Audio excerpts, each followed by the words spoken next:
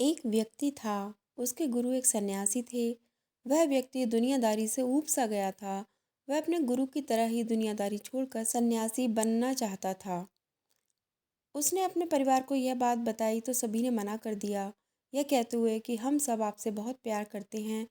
फिर उसने अपने गुरु को यह बात बताई, परंतु साथ ही कहा कि उनका घर परिवार, बच्चे और पत्नी उसे संन्यास लेने नहीं दे रहे हैं, क्योंकि वह मुझसे बहुत प्यार करते हैं।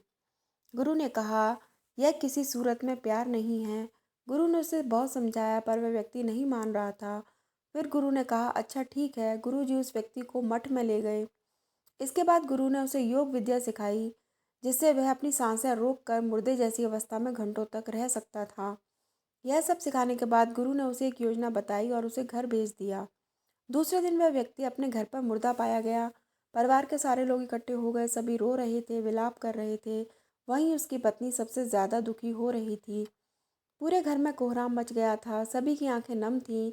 वह व्यक्ति मुर्दावस्था में था, मगर योग अभ्यास से आसपास के माहौल को महसूस कर सकता था और सुन सकता था। उसे बड़ा सुकून मिला कि उसका परिवार उसे कितना प्यार करते हैं।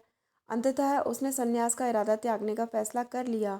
कुछ ही देर बाद उस व्यक्ति के गुरु वहां पहुंचे। गुरु ने सभी को शांत किया और अपने शिष्य के पड़े शव को देखा। कुछ देर शव को देखने के बाद उसके परिवार वालों को कहा, इस शव में जान फूंकी जा सकती है, इस व्यक्ति को मैं अपनी विद्या से जिंदा कर सकता हूँ। यह बात सुनकर घर के सभी लोग बहुत खुश हो गए। सभी को एक उम्मीद की किरण नजर आ रही थी। फिर सभी ने उस सन्यासी से कहा, तो आप यह काम जल्द से जल्द करिए।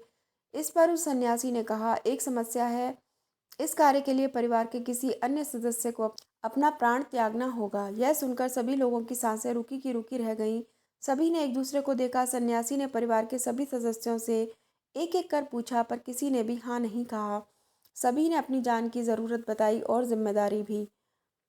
सन्यासी ने फिर उस व्यक्ति की पत्नी से कहा, अगर यह नहीं रहे तो तुम कैसे जियोगी? उसकी पत्नी ने तुरंत जवाब दिया, मैं इनके बगैर भी जी लूंगी। गुरु ने उस व्यक्ति के बच्चों से भी यही सवाल किया, उनका भी जवाब ना ही था। फिर यही सवाल उस व्यक्ति के माता पिता से किया गया, उनका भी जवाब एक ही था। इसके बाद गुरु उस व्यक्ति के शव के पास गए और बोले, हे व्यक्ति, तुम उठ खड़े हो जाओ। वह व्यक्ति उठकर बैठ गया। फिर उसके गुरुजी वहां से जाने लगे। उसने अपने गुरु को रोका और गुरु से कहा, मैं भी आपके साथ चलता हूँ।